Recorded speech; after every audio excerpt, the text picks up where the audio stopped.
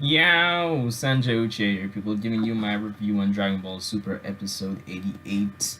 And just straight off the top of my head, I can say without a shadow of a doubt that this episode was like 100 times better than last week's episode. For me, at least. I don't know about you, probably have a different opinion, but even if you do, I respect that. But yeah, as I said, this episode was definitely 100 times better for me. Not only did it, I think it did well in executing what it set out to do, and that's bringing Gohan back to prime form while introducing us to new characters and give Gohan, I guess you could say, character development from a fighting standpoint. So I think, for what it's worth, this episode is definitely up there in terms of being one of the better episodes of this arc. And I probably would put it almost on par with the earlier, well, the first few episodes of this arc. So yeah, but let's get into what made this episode actually good. So the episode revolved around Gohan training with Piccolo, them essentially just using the remaining hours that they have for the tournament to prepare. And if we're going by the time that's been stated, like at the end of every episode since I believe 84, if I'm not mistaken, probably 83. Yeah, I think probably it's 84. But yeah, we can assume that Gohan and Piccolo are basically getting around 30 hours, give or take. So we see, and I can see people, I wouldn't say in this case complaining, but bringing this up a lot. And we really see through the training between Gohan and Piccolo that Piccolo himself has improved drastically. So I think for the sake of this review, I'm going to split it up into multiple sections. So the first thing I'm going to cover is power scalings, because I kind of have to put things into perspective where Piccolo is concerned, considering that I'm sure a lot of people would think that Gohan was like way ahead of Piccolo, and I can't blame him because even in the Resurrection F arc when they were fighting Tagoma, it was heavily implied that Gohan was way ahead of Piccolo. So let me see if I have my Dragon Ball calendar like here. So if I'm not mistaken, Resurrection F takes place in age 779, right?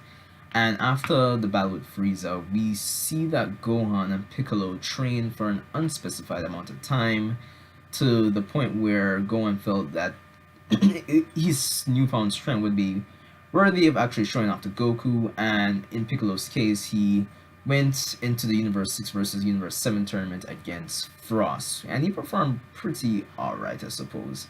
Now, since then, it's been about a year at least, considering that in the episodes with Hits, Goku mentions that he's basically improved this last year, so that implies that it's been a year at least. And consider that Bulla is born, that does at least add on another year to it. So and based on also the final part is that Piccolo mentions that he's essentially been training since Gohan's taking up back his books and all of that. So we can assume that ever since Universe 6 versus Universe 7 tournament, Piccolo's been hard at work. So putting it all in perspective, I think they did an excellent job in showcasing how strong Piccolo is. I don't have a problem with it. It's not bullshit. I know Super's power scaling is pretty stupid, like probably like 90% of the time, but I think they pulled it off well in this case if you really dissect it like how I just mentioned. So there's that. Characterization and character development. This was one of my favorite aspects of the episode.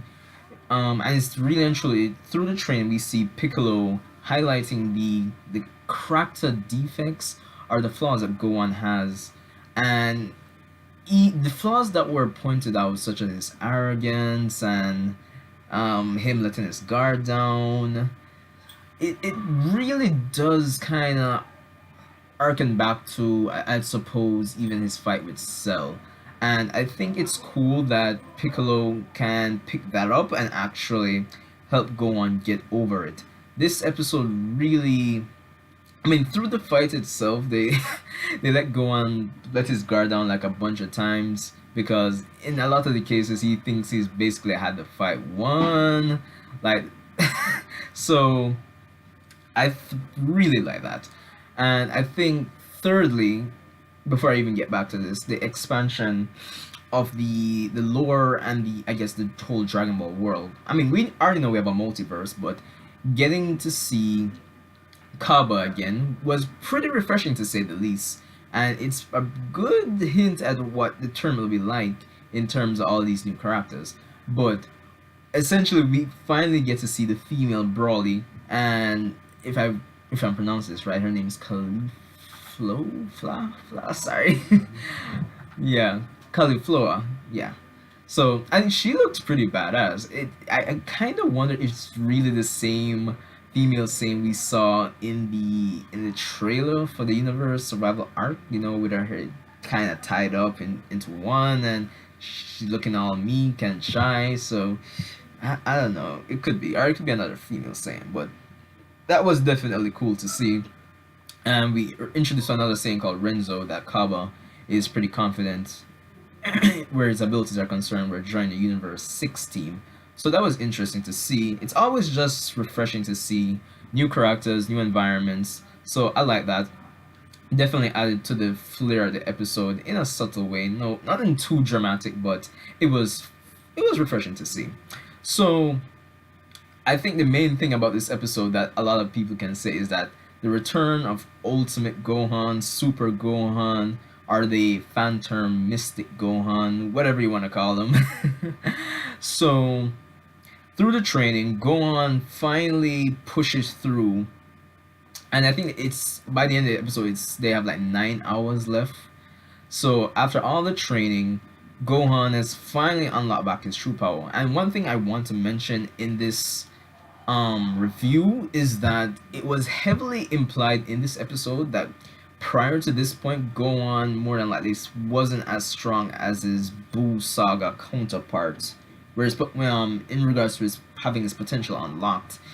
But that's another like that discussion is like for another video, like power scaling super. But it was heavily implied that was the case. Um, it's debatable whether that's a negative because I'm sure we could probably dissect and see that Gohan prior to this point probably was even stronger than his ultimates back in the Buu Saga. So it's probably super. Well, the anime adaptation specifically, power scaling problems. So I guess they kind of executed well in terms of Piccolo, but Gohan's another case. So yeah. But yeah, so Gohan finally pushes back to his ultimate, and of course he still lets his guard down. Piccolo points this out, and I must say the choreography of the fights, the training session between Piccolo and Gohan in this episode was pretty cool. I still think we've had better choreography in Super prior to this point, but I think this episode did itself well. I did kind of want more of the slow pace exchanges instead of the usual, you know, like like those fast paced exchanges. But yeah, oh well. But towards the end of the episode, what I loved, it was kind of like a shout out back to Vegeta's training session with Trunks in the Goku Black arc, where Vegeta basically gave Trunks a pep talk in that he shouldn't be satisfied with his current level of strength and should focus on constantly improving. And that was a message essentially that Piccolo was giving Gohan because he believes that Gohan could improve vastly, like more than his current level displays. So I think that was pretty. That added like just the fact that the characters are reaching a point they're not satisfied with their level of strength, like adds volumes to their characterization.